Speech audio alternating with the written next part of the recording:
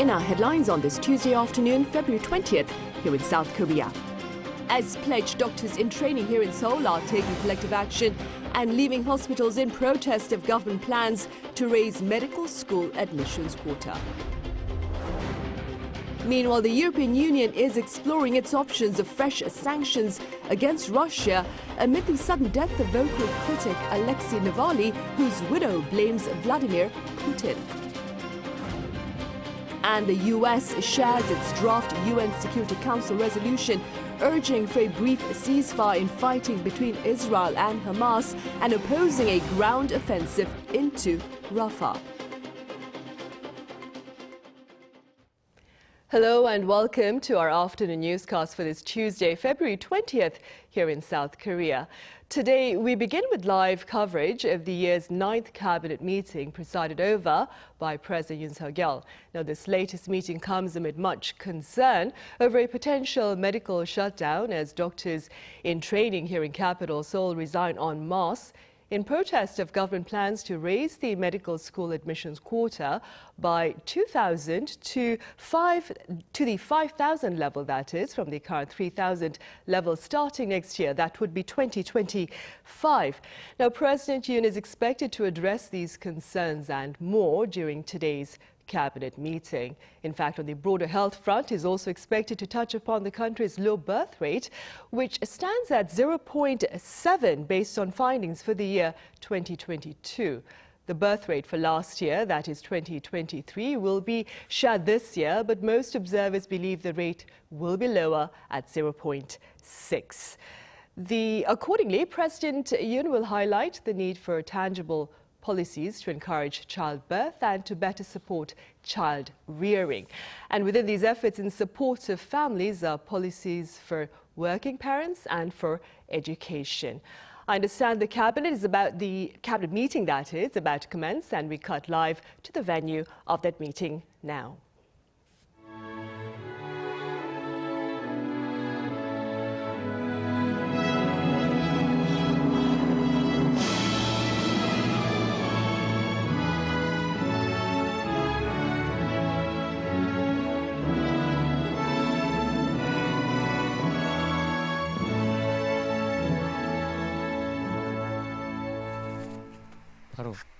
At ease, please take your seats.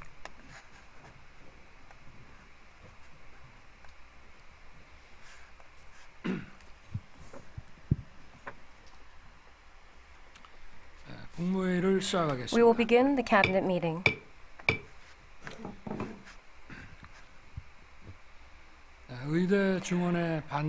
In protest of the hike in medical school enrollment quota, resident doctors have tendered their resignations en masse, and medical students have taken leave of absence collectively. This is really unfortunate. Until now, the government has met with the doctors' organizations 28 times, explaining the inevitability of medical reform. The government has proposed many things like reducing judicial risks for doctors, strengthening the compensation system by increasing the number of policies for local essential medical care, and supporting investment in local medical institutions. Nevertheless, last week, the en masse resignation letter has been submitted, and as a result, cases where surgeries have been delayed or cancer patients cannot be treated has happened. The lives and health of the Korean people are at stake, and doctors and medical students are the future of healthcare, and they should not take such actions that put the public at risk. Protecting the lives and safety of our citizens is one of the most fundamental constitutional responsibilities of government, and also the actual meaning of the national security and public safety. To this end, the state must manage healthcare resources efficiently to protect the lives and health of our people.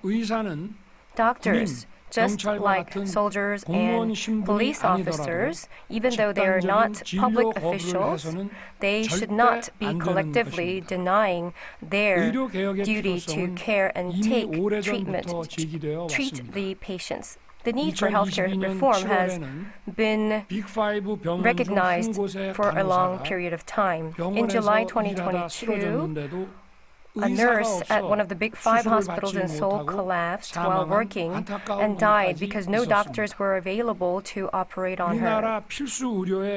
The essential health care of the Republic of Korea has been highlighted by this incident. It is in dire situation. We are constantly faced with reality that there has been massive outflow of healthcare workers to non-essential and leaving a huge void in essential care. As such, the healthcare reform is urgently needed, but still, the past governments had not addressed this issue for nearly 30 years. The demand for healthcare is growing at a rapid pace, but supply it cannot keep up the speed of the demand. In particular, the workforce for essential healthcare has shrunk even more, and as a result, the local essential care has collapsed. The local healthcare collapse means that the health and safety of the people living in the local areas is at risk. But still, for the last 27 years, the government has failed to increase the number of medical student schools by a single one. In fact, since 2006, medical school student quota have been reduced, producing a cumulative total of less than 7,000 doctors. And we know that we cannot solve the collapse of essential care problem with this situation. However, it is clear that more doctors are necessary for preventing the collapse of essential health care. The government so far has tried to recruit more doctors many times, but we have repeated failure over the last several decades. Now, we have reached a tipping point where failure can no longer be an option. Some have argued that 2,000 seat increase is too much and that some are raising conspiracy theories. But this is not enough to solve the problem that has been lingering over 30 years and prepare our country for the future. The 2,000 seats itself is literally the minimum. Even if we increase the number of medical school quota from next year, the first medical school graduates will be coming out in 2031, and it will take at least 10 years for specialists to be trained. And it will be 2035 when we are reaching the 2,000 doctors that are needed. Therefore, the hike in medical school enrollment quota can no longer be delayed. The argument that the quality of medical education will fall is also incorrect. Seoul National University's medical school currently has 135 students as quota, but compared to 1983, which is 3 decades ago, it was 260 back then. For the last 4 decades, the demand for medical care has exploded, but the number of medical schools and seats has been cut in half.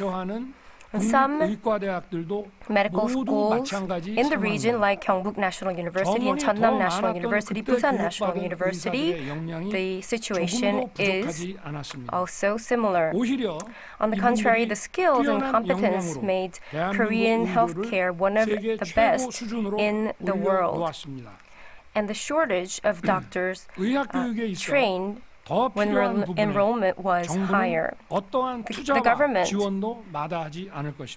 will not be reluctant to invest in more medical education whenever it is necessary. Moreover, the expansion of medical schools is a key component to complete regional essential healthcare system. The government will continue to push for healthcare reform that saves the lives of the people living in the regions. And we are going to disseminate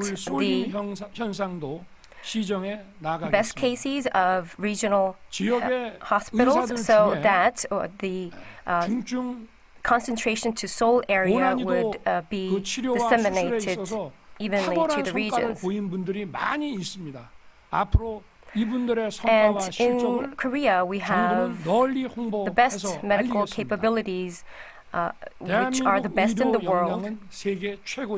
And we are going to let this be known by everyone in the future. Nevertheless, the reality of healthcare services that the patients and Korean people face in their regional areas is very disappointing, to say the least.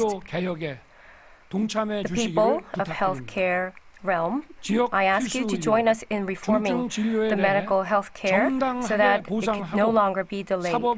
We will reward local essential and critical care and reduce judicial risks so that you can practice with confidence. Moreover, wherever you're living around the country, you can be treated appropriately so that the fair access to health care for the patients will be guaranteed. Expanding the medical school enrollment quota is also vital to prepare the biomedical scientists and healthcare entrepreneurs for the advanced biohealthcare industry. This is a strategic industry for our nation's future. This is a sector that requires access to clinically experienced physicians and creates tremendous high-paying, high-quality jobs, and it is an important future growth engine for our country. In just a few days, the total fertility rate for 2023 will be announced.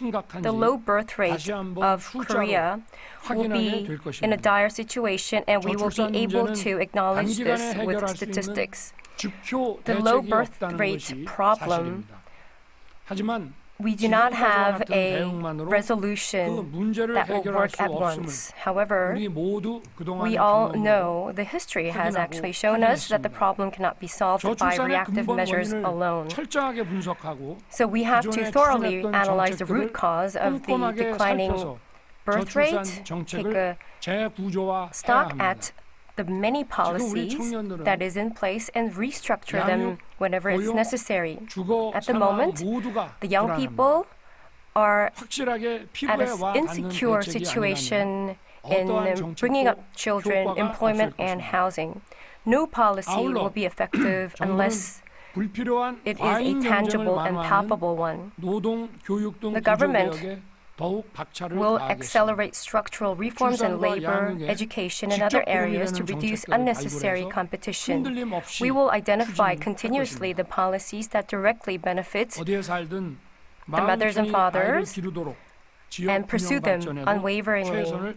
We will do our utmost to develop the regional areas in a balanced manner. In order for the government's measure to have a greater impact, it's crucial for the companies, in particular, to join hands. Recently, there were many policies by private sectors and companies they are putting efforts to overcome the declining birth rate, and I'm very grateful and pleased to know so. It is very encouraging to see people in our society to come together to solve these societal challenges. The government will not just sit idly. We will quickly put in place various support measures, including tax incentives, to future revitalize corporate efforts. Last week, I appointed the new vice chairman of the Low Birth Rate and Aging Society Committee, and I hope this committee will serve as a control tower for the declining birth rate. This vice chairman will be implemented as a regular committee member, and the protocol for this person will be also escalated, and that person will be able to join this cabinet meeting in the future. Each ministries are encouraged to discuss this birth rate fall issue in detail and promptly implement policies in this regard. Since last week, we have been holding the public discussions with the people on livelihood. After the Lunar New Year holiday, I went to Busan and announced the 3 packages for the local era so that we can have more policies, and we discussed about the concrete measures to open a local era that could be palpable by the people. On Friday last week, I went to Daejeon to explain how to foster talented human resources and innovative research institutes to make Korea the first mover in advanced science and technology. We also discussed the future of Daejeon, which is the science capital of Korea. When I go to the field, I learn the things that you don't know from your office, and you can see for yourself what are the challenges. And I know and I realize that there are so many voices that the government needs to listen to. Throughout this year, we will continue to hold such discussion sessions to break down the barriers between the ministries and hold ministerial reports and discussions centered on the issues of the livelihoods. Whenever and wherever I could hear the people's voice firsthand, I will visit that place. I will listen to the voices of the people and meet the people at the field with solutions. We will create policies that respond to the field and quickly change the lives of the people. Together with the cabinet members and the ministry officials, we will go into the fields and deep dive into the fields so that we could solve the problems on the field. It's March almost, and the new semester will begin, and outdoor activities will be on a rise. However, whenever spring comes, the fine dust issue arises, so some people say that it's not always welcomed. In particular, the atmosphere is expected to be stagnant due to El Niño and other weather conditions. From last December, seasonal controls have been placed to reduce the PM emissions from cars and factories, but we need to be prepared more. As the weather warms up and heating demand drops, we would look into ways to reduce coal-fired power generation further and how to manage dust from construction sites. So from such little parts, we should take our actions and see if we have any room for enhancements. In particular, attention should be paid to indoor dust control, and so that we can and we will be able to make the people more assured that the ministries are taking their actions. Thank you.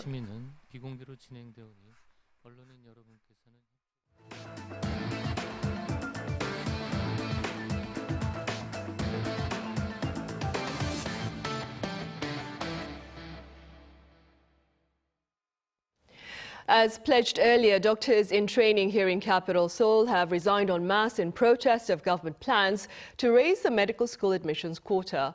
For more on the latest developments, my colleague An Sung-jin joins me live now from one of the 5 major hospitals here where doctors have staged a collective departure. So Sung-jin, what is the latest there? Good afternoon, Sunny. I'm standing in front of Severance Hospital in Sinchon, Seoul, where trainee doctors stage a walkout starting from 6 a.m. this morning. Now, this hospital is one of South Korea's so-called Big 5 hospitals, where more than 20% of the total number of trainee doctors work. These Big 5 hospitals have nearly 3,000 residents, and 1/3 of those residents have submitted their resignations. This hospital in particular saw the most cases of doctors leaving the workplace. These walkouts are in protest of a government policy which aims to increase the quota of medical school admissions by 2,000 places starting next year. Doctors' groups argue that increasing the number of doctors would lead to unnecessary medical care on top of a lack of incentives for doctors to practice in essential areas such as pediatrics and emergency medicine. But health authorities said more doctors are vital to keep up with the country's fast-aging population. The number of doctors in the country relative to the size of the population is reportedly among the lowest in the developed world. As these trainee doctors play a key role in medical processes, at least 25 operations have been canceled and 34 official complaints have been made by patients. As of 11 p.m. yesterday, more than half of other trainee doctors from other major hospitals nationwide, nearly 7,000 residents in all, have submitted their resignation letters as well. Also, more than 1,000 students in medical schools across the country have applied for a leave of absence. The health ministry and medical community says that the temporary system they've put in place could hold up only for 2 or 3 weeks without these key medical personnel. The Korean Medical Association at the emergency meeting, which begun at noon, decided to elect a director for the emergency committee and further discuss responses. And Sang-jin, how has the government here been responding to the latest collective action by Korea's medical sector? About 400 emergency medical situations nationwide will be monitored 24 hours a day from the National Medical Center. If the gap due to a lack of necessary doctors remains for a longer period, the government also announced that it will allow non-face-to-face treatment. There are 12 military hospitals where emergency rooms are operating. We have also decided to open them to civilians. Now, the government has maintained its position, refusing to accept doctors' demand and denouncing their collective action as intolerable. The Yoon administration has sent a prior notice to key figures such as the chairman of the Emergency Response Committee of the Korean Medical Association regarding the suspension of their doctor's license. The health ministry also just issued a work start order to 831 medical residents. Whether this will be taken as a warning to the medical community will be something to watch out for. That's all I have for you. Back to you, Sunny. All right, Sang-jin, thank you for that coverage. That was our An Sang-jin reporting live from Severance Hospital here in capital Seoul. Moving on to the international front now, the U.S. has shared its own draft for a possible UN Security Council resolution to address the rampant violence in Gaza. It calls for a brief ceasefire in fighting between Israel and Hamas and opposes a ground offensive into Rafah. Our Eun-jin has more. On Monday, the United States circulated a proposed UN Security Council resolution that supports a temporary ceasefire in Gaza. The resolution states a temporary ceasefire would be based on the formula of all hostages being released, while also lifting all barriers to provide humanitarian assistance at scale in the Gaza Strip. The draft also warns Israel not to launch a ground offensive in Rafah, stressing that such major military action should not proceed under the current circumstances. This is the second time since October 7th that Washington has proposed a Security Council resolution on Gaza. The first proposal in late October was vetoed by Russia and China. The latest draft comes more than 2 weeks after an initial draft was put forward by Algeria, the current non-permanent Arab member of the Security Council, which demanded an immediate humanitarian ceasefire.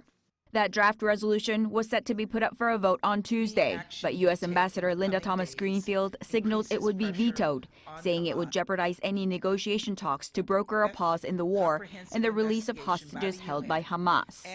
The U.S. proposal may fall short of the international call for an immediate ceasefire, but the significance stands in Washington's use of the word ceasefire, which Israel is against. While the U.S. has been ready to protect Israel, the latest change in Washington's wording signals a warning shot to Israeli Prime Minister Benjamin Netanyahu. International Crisis Group UN Director Richard Gowan also said Israel would now be more concerned by the text Washington drafted, and that it is the strongest signal the U.S. has sent at the UN so far that Israel cannot rely on American diplomatic protection indefinitely. For a resolution to pass, it needs at least 9 votes in favor and no vetoes by the permanent members, the U.S., France, the UK, Russia, or China.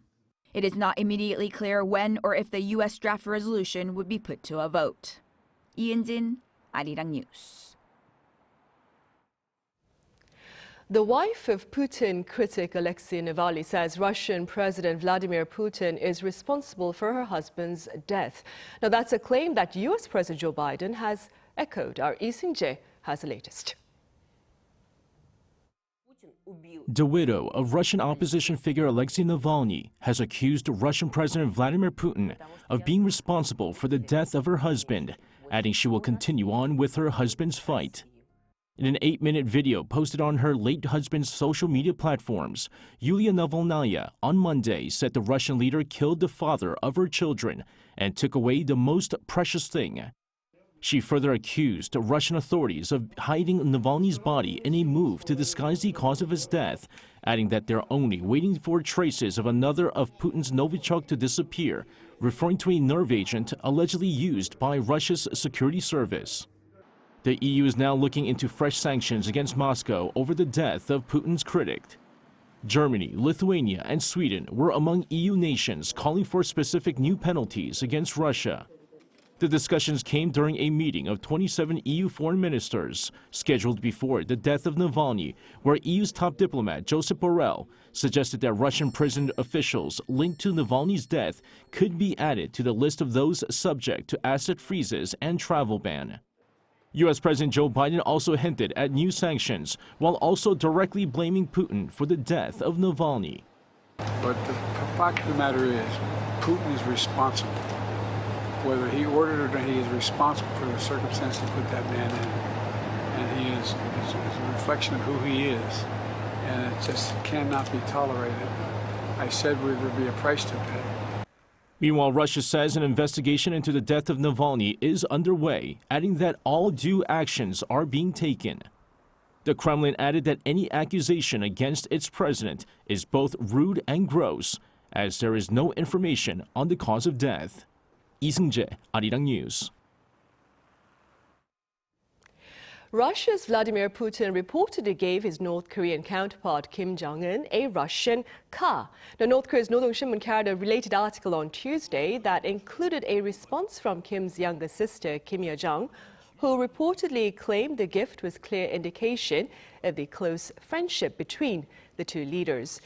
Meanwhile, a senior official at South Korea's Unification Ministry has condemned the gift giving, pointing out that the sending of a luxury car to North Korea violates UN Security Council resolutions.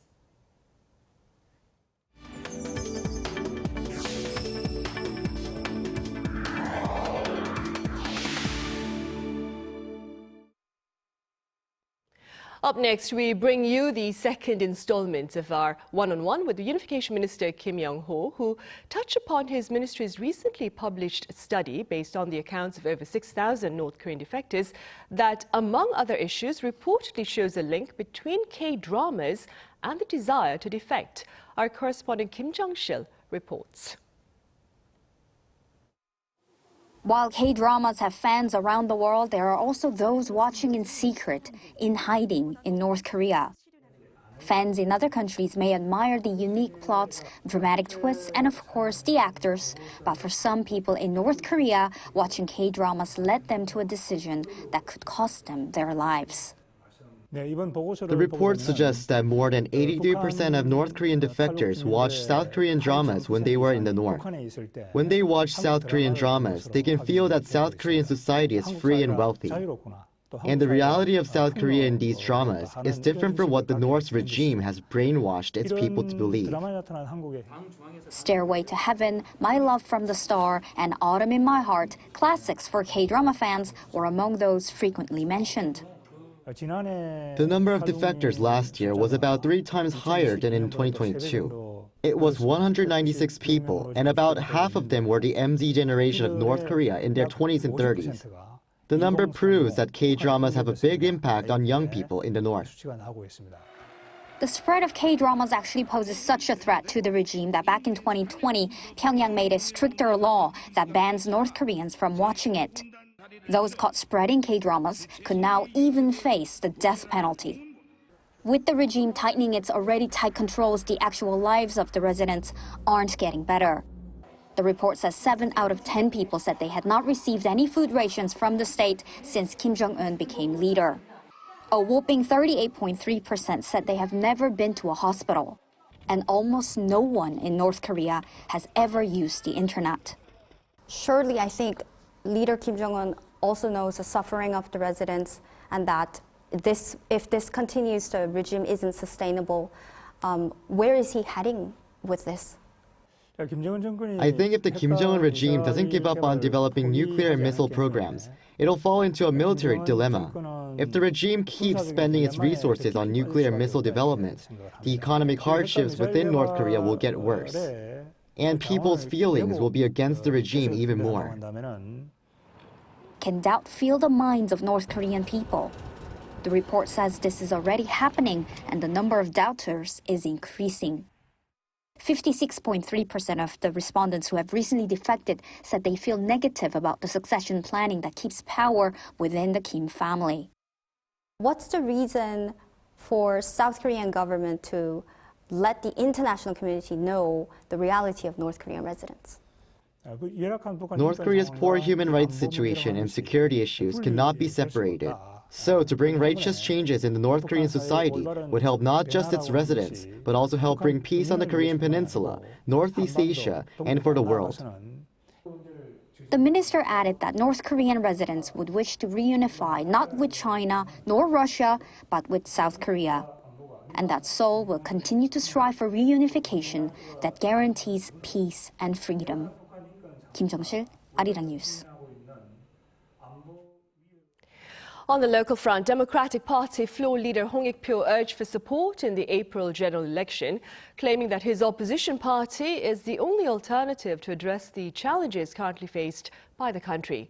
Speaking at the National Assembly earlier on this Tuesday, Hong also claimed the economy was on the brink of collapse.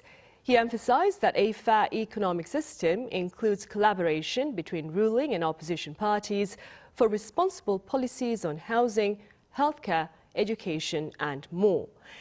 Meanwhile, ruling People Power Party floor leader Yoon Jae-ok is scheduled to deliver his speech tomorrow, that is Wednesday.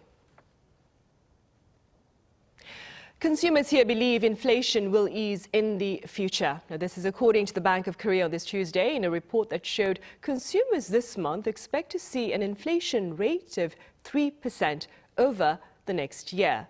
The forecast remains unchanged on month, but it has been on a decline since hitting a high of 4.7% in July 2022.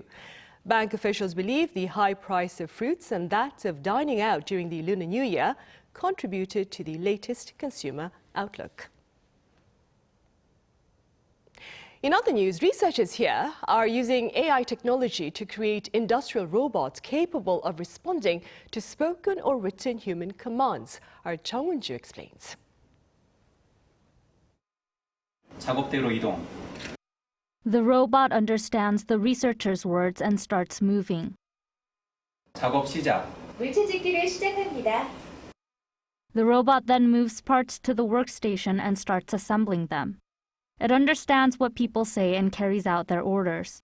A regular robot transforms into a smart robot when a special artificial intelligence developed by South Korean researchers is installed. Workers unfamiliar with robots can easily use them, which can improve productivity in the manufacturing industry overall. Commands can be given not only through voice but also through text. Individuals can program the working process in layman's terms depending on the situation without the need for experts. The artificial intelligence can create the optimal working sequence and movements tailored to the site in a virtual space. We developed automation tech that understands commands, generates performance order and executes them simultaneously, a world first for actual application. AI technology that can easily create speech-understanding robots is currently being tested at an electronic parts factory in Cheongju. If the robot's effectiveness is confirmed, it is expected to enable scenarios where humans and robots collaborate as seen in similar scenes in movies. Gangwon-do, Arirang News.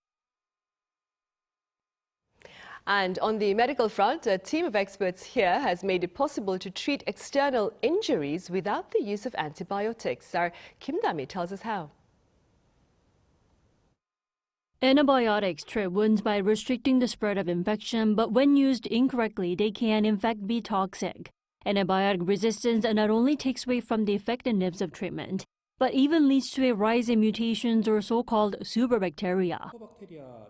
Antibiotics don't work on superbacteria, so there is no treatment when infected by them. For elderly or critically ill patients with a weakened immune system, this is fatal.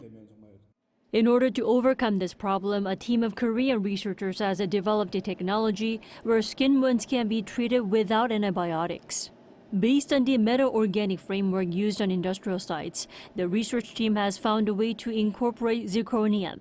The shiny silver-gray metal is highly ductile and extremely resistant to corrosion and heat, but its effect when applied to the skin suppresses inflammation and catches elements like active oxygen molecules and immunity proteins that interfere with the wound recovery process.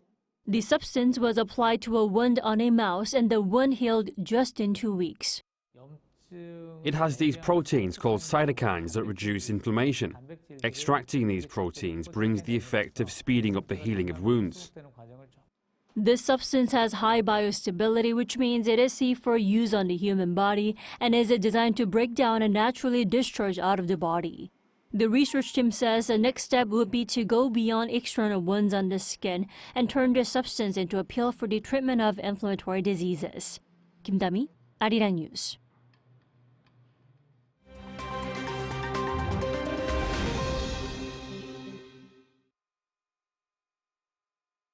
Let's take a look at the latest news in the world now. At The Hague, Palestinian representatives on Monday asked the judges at the UN's International Court of Justice to declare Israeli occupation of Palestinian territories illegal. The International Court of Justice began a week of hearings on Monday as a result of the UN General Assembly's 2022 resolution, which called for an advisory, non-binding opinion of the court on the legality of Israel's occupation of Palestinian territories since 1967. Palestinian Foreign Minister Riyad al-Maliki and UN envoy Riyad Mansour said the case may contribute to a two-state solution and a sustainable peace. Al-Maliki, in his speech, argued that Palestinians have suffered from decades of discrimination and apartheid and were left only with a choice of displacement, subjugation or death. 52 states and 3 organizations, the Arab League, Organization of Islamic Cooperation and Africa Union, will present arguments to the International Court's 15-judge panel until February 26th. In Indonesia, at least 71 election workers have died from exhaustion since the world's largest single-day election was held in Indonesia last week. The chairman of the nation's polling body said Monday that some 4,000 other election workers had taken ill since the February 14th election due to fatigue from helping to run the national event. 5 million paid volunteers worked at some 800,000 polling stations to host the more than 200 million citizens who had registered to cast their votes. While voting lasted for about 6 hours, the post-vote distribution, counting and reporting of paper ballots in some cases lasted over 12 hours. The government had imposed an age cap and mandatory health checks for volunteers after over 500 polling station workers died following the 2019 Indonesian election. In Sudan, a report released on Sunday by the United Nations Office for the Coordination of Humanitarian Affairs revealed that some 25 million people, 14 million of them children, require humanitarian assistance due to a violent internal conflict which has passed its 10 months. The civil war between the Rapid Support Forces and Sudanese armed forces has left the population with limited access to medical care. According to the UN's Sudan Situation Report, about 65% of the population lacks access to health care, while up to 80% of hospitals in conflict areas are no longer functional. The report also said diseases such as cholera, measles, malaria and dengue fever are claiming Sudanese lives. At London Fashion Week, the catwalk took on a literal meaning at the Loving Cats Worldwide's Catstravaganza show. Felines took centre stage at London's Olympia on Sunday, with the UK's most lavish pampered cats carried down the runway by their owners. Stephen Meserve, The founder of Loving Cats Worldwide said that while the event took place during London Fashion Week, we have our own catwalk here and our models are way cuter. Catstravaganza shows are also heading to countries including Canada, Colombia and Japan, as well as cities in the US and the UK. Kim Jong-un, Arirang News.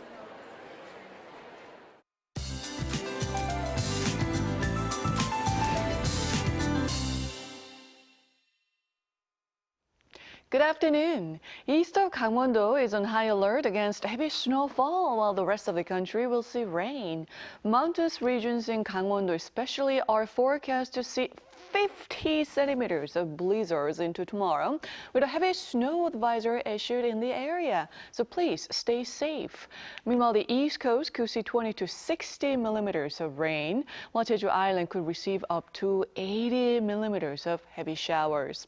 Well, roller coaster temperatures continue in most places. After a much chillier start to the morning, highs rise to 9 degrees in the capital, but those in the south are seeing highs going down nearly 10 degrees lower than yesterday. And it will be colder tomorrow in most parts of Korea. For today, Seoul gets up to 9 degrees, Gwangju topping out at 11 degrees Celsius. Tomorrow looks to be a snowy one for the central regions and the capital area, and it will only get chillier as we head into the end of the week, while Jeju Island will be rainy through Sunday. That's Korea for you, and here's a look at the international weather conditions.